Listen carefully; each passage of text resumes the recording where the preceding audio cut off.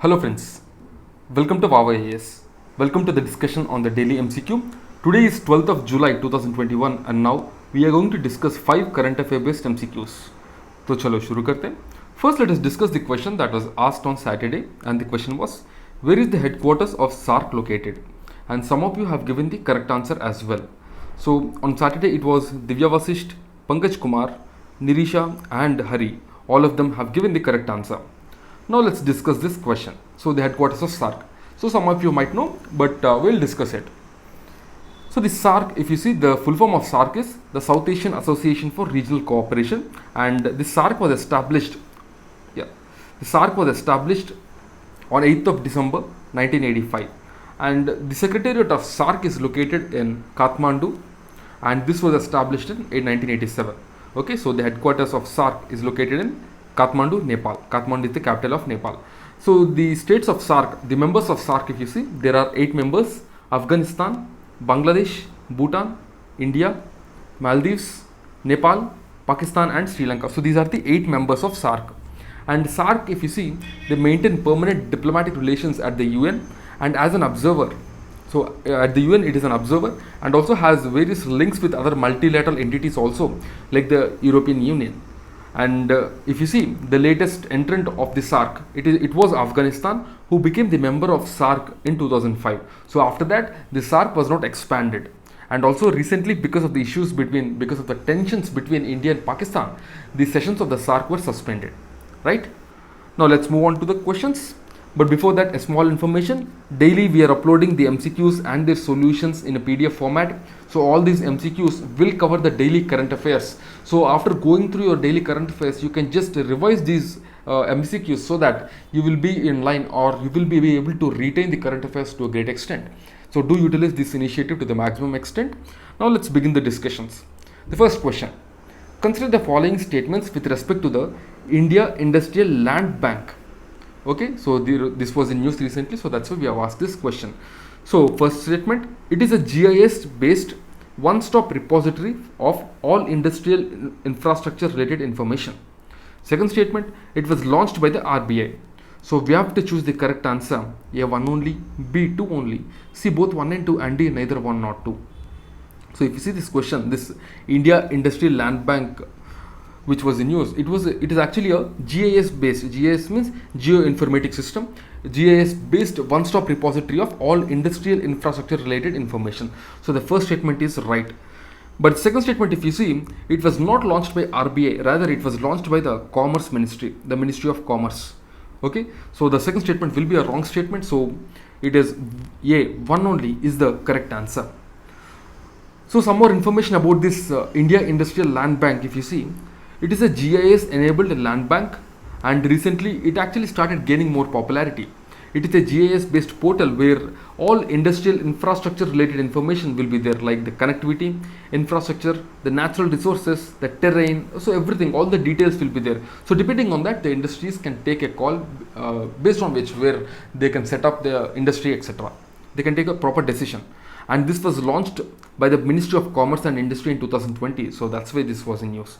So currently this India Industrial Land Bank, if you see, Industrial Land Bank, it has approximately 4,000 industrial parks. So that means it is a bank, it has a land which is pooled, and it has information of that land, what kind of land it is. Okay, so what is its elevation, everything, all the information will be there. So now industries will have they can make an informed decision about where they can set up, what is the best place for them to set up the industry, what kind of industry they are going to set up.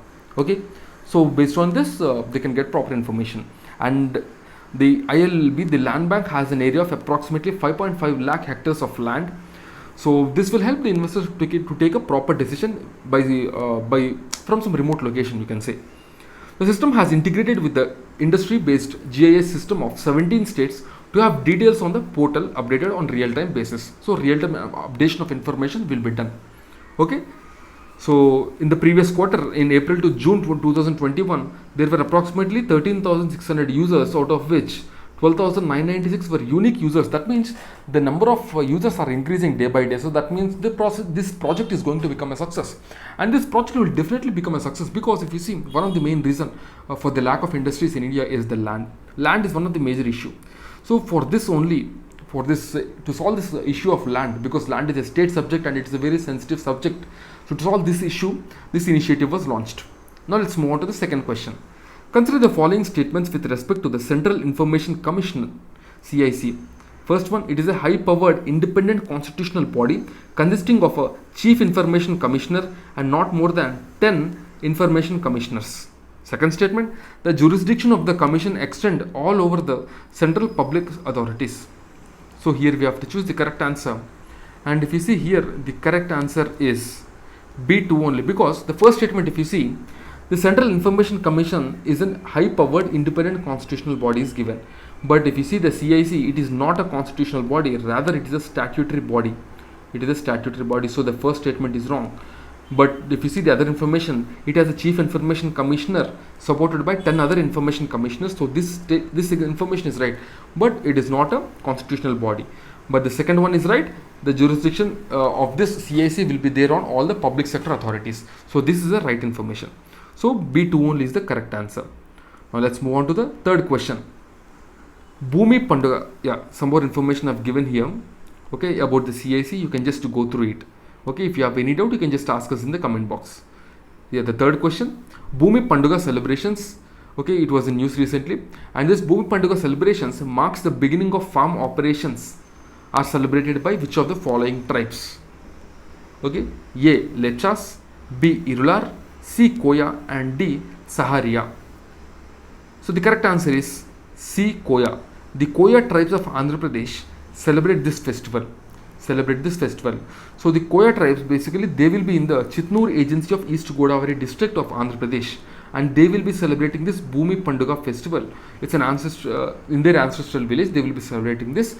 This festival marks the beginning of the farm operations every year. So that's why this festival is very important for these local people.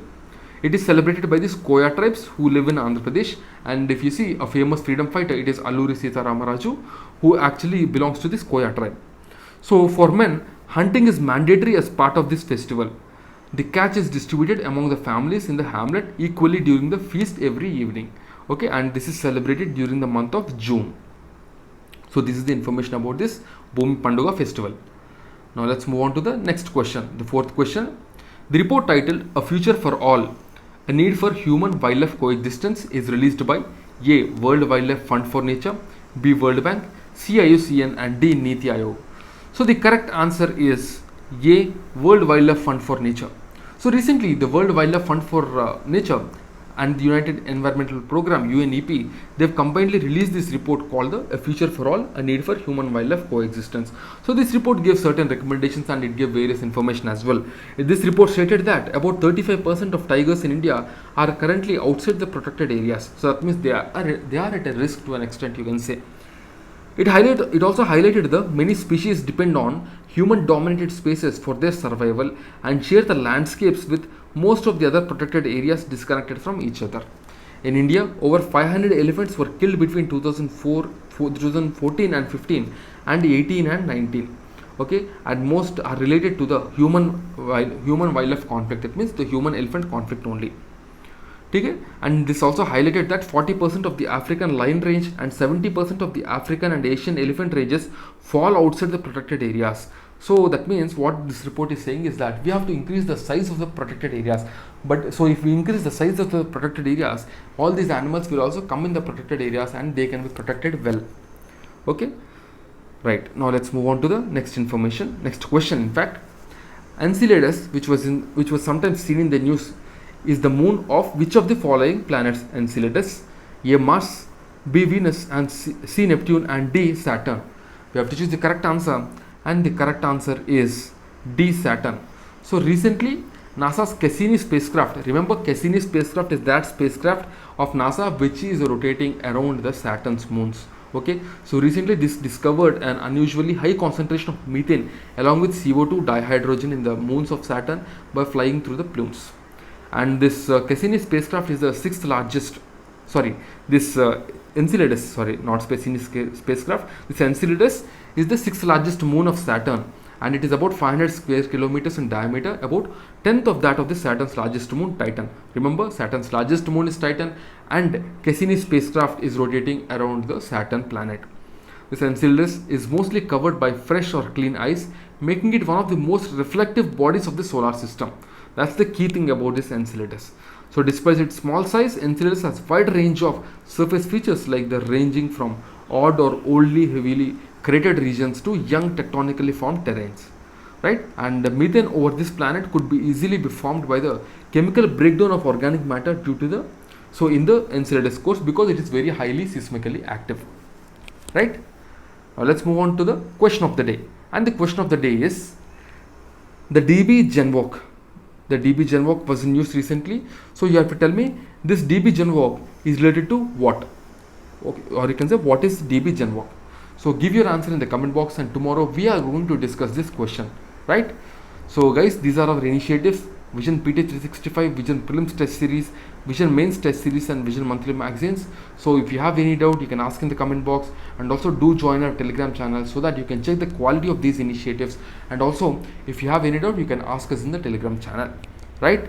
So that's it, guys, for today. So I'll see you again tomorrow with 5 more MCQs. Till then, keep studying and stay tuned. Jai Hind.